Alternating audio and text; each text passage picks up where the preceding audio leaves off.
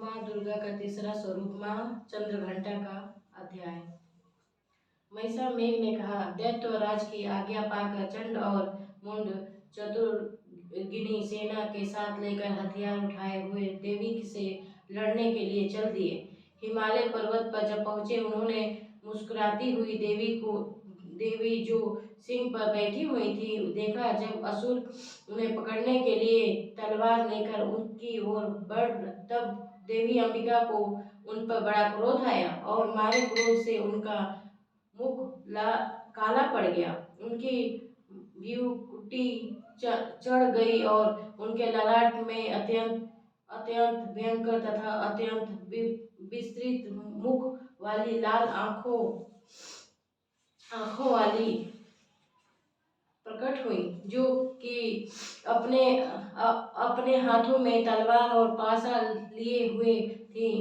वो विचित्र खंड धारण किए हुई थी तथा जीते के चर्म की साड़ी और नरमुंडा की माला धारण कर रखी हुई थी।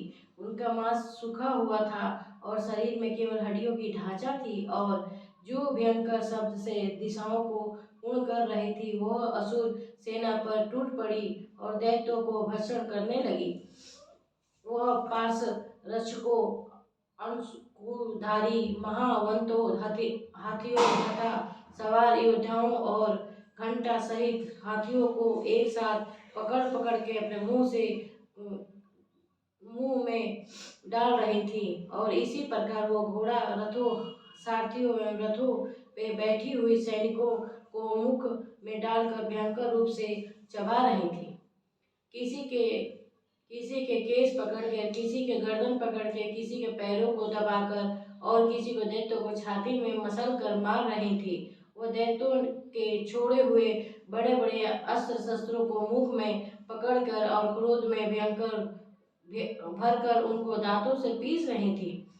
उनसे कई बड़े बड़े असुर भक्षण कर डाले, किंतु रोह डाले, और किंतु कितनों को उनकी मार के मारे भाग गए।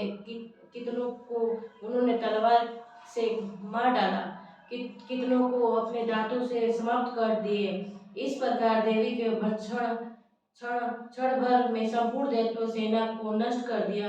यह देखकर महापराक्रमी चंद्र देवी की ओर से लपक और मुंड के भी देवी पर अपने भयंकर बाणों की वर्षा आरंभ कर दी, और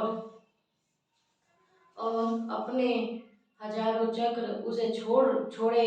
तब उस समय वह चमकते हुए बाण वो चक्र देवी के मुख से प्रविष्ट हुए इस तरह दिख रहे थे, जैसे मानो बहुत से सूर्य मेघों की घंटा के प्रज्वलित हो रहे हो। इससे पश्चात भयंकर शब्द के साथ काली के अत्यंत जोश में भरकर विकट अट्टहासन किया। उसका भयंकर मुख देख नहीं जाता था। उसके मुख में श्वेत दांतों की पंक्ति चमक रही थी।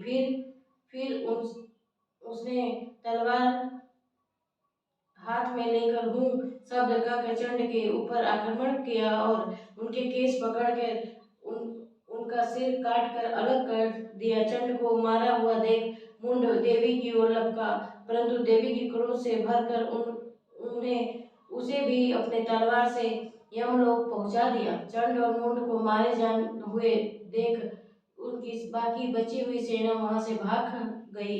इसके पश्चात काली चंडिका और मुंड के कटे हुए सिर को लेकर चंडिका के पास गई और प्रचंड अट्टहासन के साथ कहने लगी, हे देवी, चंड और मुंड दो दैत्यों को मारकर तुम्हारे भेंट करती हूँ। अब शुभ और निशुंभ का तुम स्वयं वध करना है। महिषामेघ ने कहा। वहां लाए हुए चंड और मुंड के सिरों को देखकर कल्याणमयी चंडिका ने काली के से मधुर आवाज में से कहा, हे देवी, तुम चूंकि चंड और मुंड को मेरे पास लेकर आई हो, अतः संसार में चामुंडा के नाम से तुम्हारी ख्याति होगी। बोलो माता रानी की जय।